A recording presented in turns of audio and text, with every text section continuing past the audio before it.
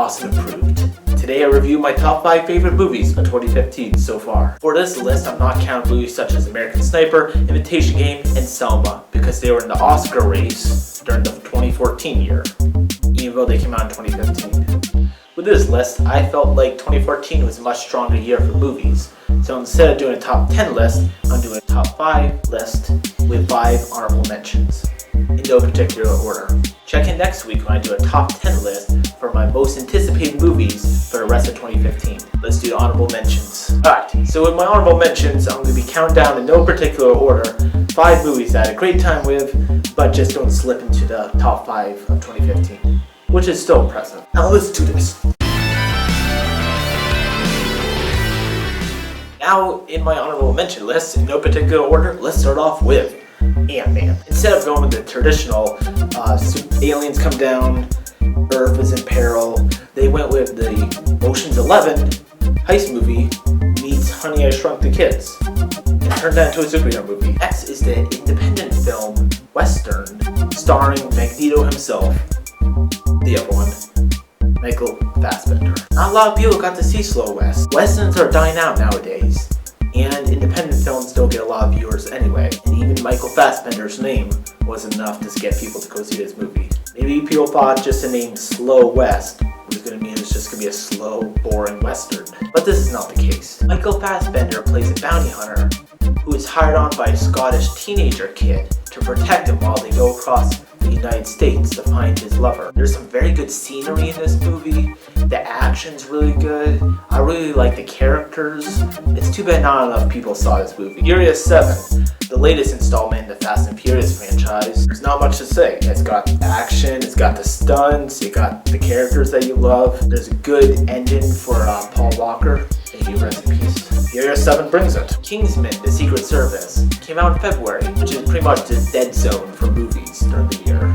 That's where all the crap goes. But Kingsman: The Secret Service surprised a lot of people, including me, with its over-the-top action, this new twist on like the James Bond movies. Kingsman's a fun ride, mostly because it's over the top, but not over the top like bad movies are sometimes over the top, or Nick Cage. My last honorable mention on this list is Mr. Holmes, starring Ian McKellen. In this Sherlock Holmes movie, we see Ian McKellen play an older Sherlock Holmes throughout different periods of his life. I enjoyed it for Ian McKellen's acting, which could very much get him an Oscar nomination, or may I say win? Alright, now let's do the top 5 movies of 2015 so far. For number 5, we got The Avengers: Age of Ultron. Avengers: Age of Ultron feels like the comics, or the animated TV shows, with the quippy one-liners, the action, the characters. That's the best you can do! You had to ask.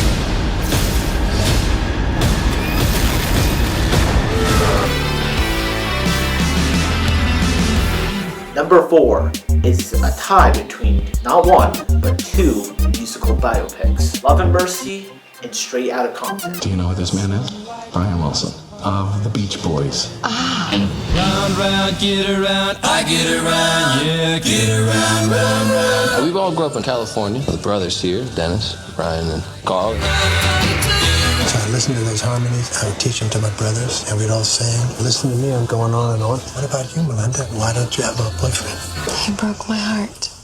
You shouldn't have done that. Love and Mercy shows the story of Brian Wilson, one of the members of the Beach Boys. Paul Dano plays Brian Wilson in the 1960s, when Brian Wilson takes a break from the Beach Boys and starts to record his own album, Pet Sounds. John Cusack plays Brian Wilson in the 1980s, when he is a therapist that's just kind of controlling him. He's going through a lot of mental problems. What's great about this movie is that Paul Dano and John Cusack play very different parts of Brian Wilson's life and both excel at their part in history. Let me tell you what I see here. A lot of raw talent. You have a unique voice. The world needs to hear it. How you go from selling rocks in the dope house to eating dinner in the White House? As I leave, believe I'm stomping, but when I come back, boy, I'm coming straight out of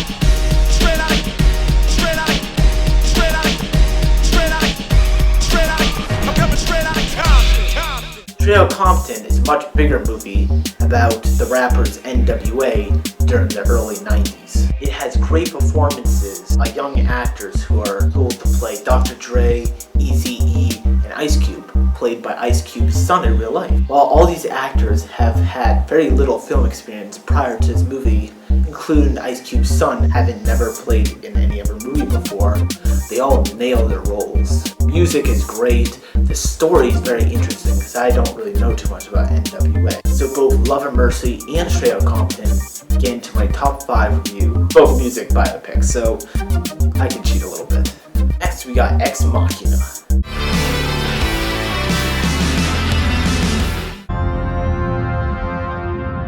Hello? Did you know that I was brought here to test you? No, Actually like you? Or was she pretending to like you? that isn't your friend. You're wrong. What will happen to me if I fail your test? Ex Machina is a beautiful piece of science fiction. It's a very new take on a story of science fiction, robotics, trust. Very good movie. Alright, let's go to number 2. Tom Cruise stars in Mission Impossible Rogue Nation. Why Mission Impossible gets such a good spot on my list is it the most smart? No. Will it get Oscar nominated for anything? Probably not. But this movie is the definitive summer blockbuster movie. It keeps you on the edge of your seat throughout the whole movie. The action's just out of this world. There's some great stunts by Tom Cruise and the rest of the cast. Before I talk about my number 1, let me say some quick words. If you like this review, please subscribe and check me out on Facebook at Austen Approved. And check in next week when I do a guide to my most anticipated movies for the rest of 2015. Alright, let's do number 1. Number 1, my favorite movie of 2015. This movie blew everything away. Critics, film lovers, casual fans. I had a lovely day seeing this movie. Oh, what a day! What a lovely day! Mad Max Fury Road is my number 1 movie of 2015, and here's why.